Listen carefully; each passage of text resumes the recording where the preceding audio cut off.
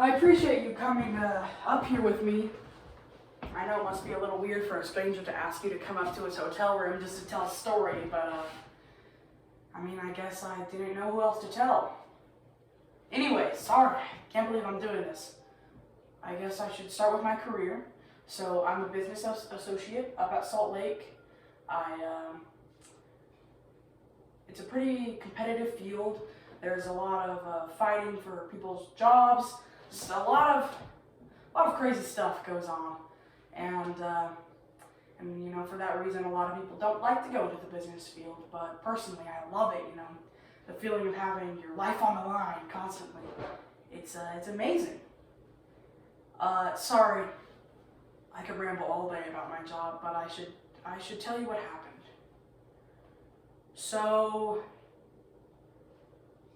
it was a Saturday morning. I remember it like it was yesterday. My wife, Deborah, went off to work while I was tasked with watching our 5-month-old baby Emma. She's a tiny little thing, and we loved her. Our first, so of course we were nervous. Deborah read in baby books that you should have your baby sleep in your bed with you, like builds a greater bond with your child or something like that. I don't know, personally I don't get that kind of stuff, but anyways, we have Emma sleep in our bed, so I put her to sleep that morning. I went out to the living room to watch some TV.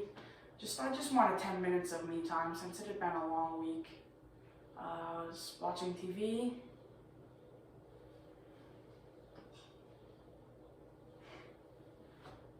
And I fell asleep.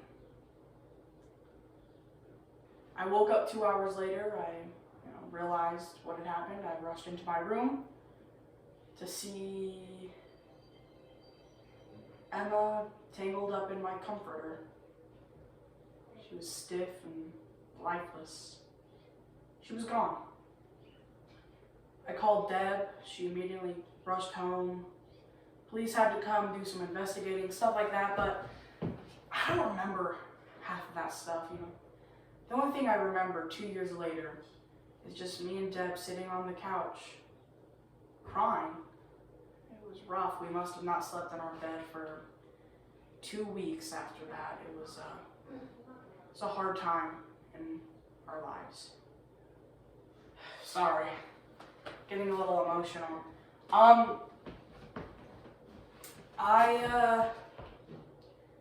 That week at work, there was a lot of stress going on as well. It was just a horrible week. There was rumors of layoffs, and it was scary because I love my job, and everybody thought it was going to be them, but I don't know. I just had a feeling, and that feeling came to light when my buddy Todd called me up. Todd, he works up at corporate. Me and Todd have been friends since 10th grade.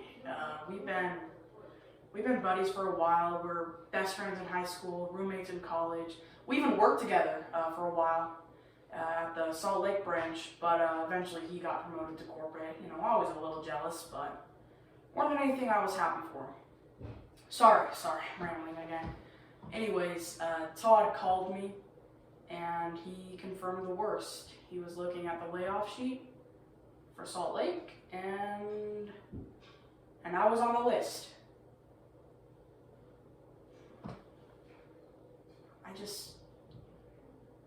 It sucked.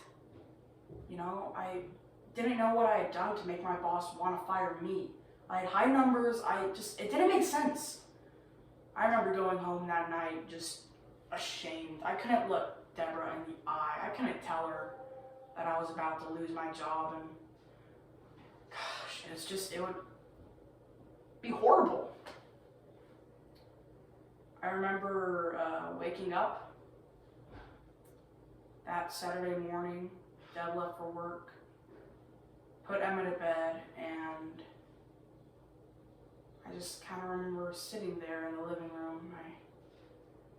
I was in a darker place, and I remember thinking, what was going to happen to our family if I lost my job? We'd lose all the modern conveniences around us. We'd probably have to move. It would just be horrible, screw up our future.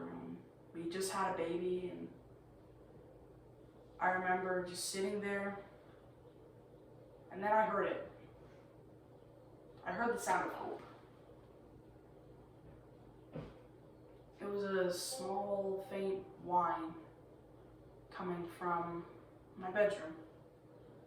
I rushed in there because I was worried, and I saw Emma tangled up in my comforter trying to free herself. She was so small, but she was fighting for her life.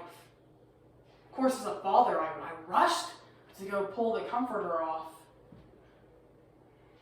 And I'm sorry, this is where the story takes a turn. I stopped. I don't know why, just an invisible force stopped me. I thought for a second, and I know it's a horrible, horrible thing, but I just thought, if my boss heard about a tragedy in my family, then maybe I wouldn't have to lose my job. Maybe we could keep everything that I had worked for. Our family could be happy. With a small sacrifice, of course.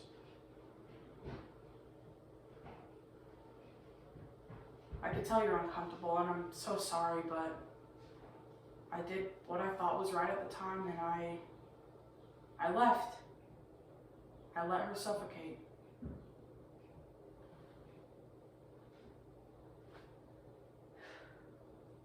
I was devastated over the weekend, of course, for my daughter dying, but of course, being worried that it would have been all for nothing, but I went to work that Monday, kind of really nervous, actually, and when the layoff list was being read off, I wasn't on the list. I'd done it. I'd single-handedly saved my job. I had done what I thought was right, and I was happy with myself. And things got a lot better after that news. I remember some of the people that I didn't particularly know were kind of packed up their stuff and left, and it was kind of like a sayonara, suckers, and me and my friends had a good time laughing at lunch and all that. But karma didn't kick me in the butt until about a year ago, when I went up to Chicago for a corporate conference. It was a good business trip, and I don't particularly like business trips. I don't like flying, but had to be on a few over the years. Anyways, I was at the convention, and I remember me and my buddy Todd decided to go out to lunch because we hadn't seen each other in a while, and we went to this Mexican place. I remember we were talking, and we were laughing about the previous year's layoffs, just kind of buddy stuff, how it is. But then he said something that I will never forget. He looked me dead in my eyes and he said, "Boy, I must have really had you going when I made you think that you were going to get fired last year." It's funny to think about now, It should have been obvious that he was joking. We would always pull pranks on each other in high school and college, and we'd always have fun with each other, but I didn't see through him that time. Of course, he could never know what his joke brought to light.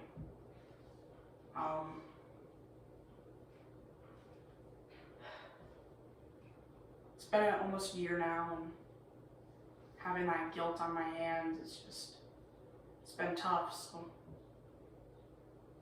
I don't know why I chose you, but you just seem like the right person. Yeah, it's getting late. You should go, and don't worry, I'm not going to be upset. Do what you need to do. It's all right. If you could do me a favor, though, just turn the light off on your way out. Yeah, no, I'll be fine. I'm just hanging out. All right. See ya. And see.